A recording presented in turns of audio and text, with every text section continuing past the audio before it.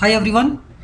So here we will talk about the new collections which are added with the ES6. So in the ES6 we have a set, map, and a list. Okay. So if you are aware of these kind of collections with any other object-oriented language, then it is very easy.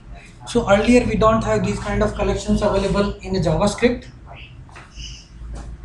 but now we have these collections. One is a map, one is a set, one is a list. Okay, so these are actually providing a mechanism to store the key value pair. Using the map, using the set, you can store the unique data, and using the list you can store whatever you want to do. I mean, list can store the data, duplicate data, but set is only allowing you to add only the unique data. And in the map you are creating the key value pairs, and these are some of the common methods: size, has, add. Like as dot add, if I want to add something, then I can do that inside a chain. As dot add hello dot good add goodbye dot add hello.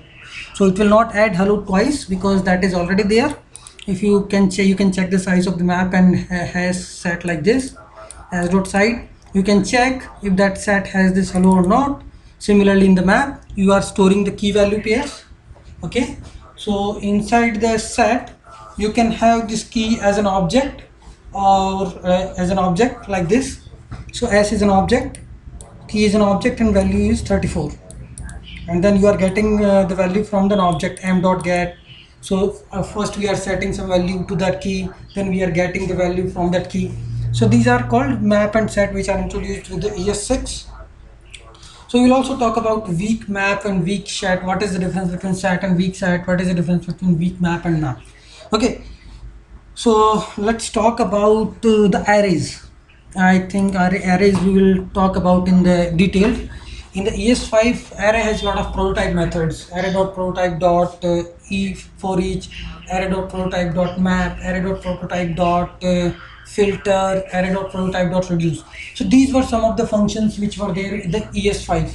Now we have in the ES6 a lot of other methods are also added. So we will talk about that in the next session. So array.for each, array.prototype dot for each is just to loop onto that particular array. It is not creating a new array. It is just doing for console log and something. Array.prototype dot map is creating the new array whenever you are looping on some particular array. So you can create an array from an array using dot map method. The another method is filter. If you want to filter out some particular data from an ES5 array, then you can write the filter method.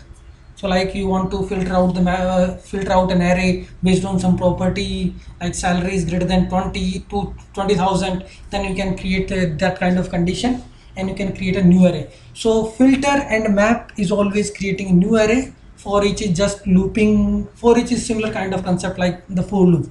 Okay, so let's talk about the ES6 array functions in the next session.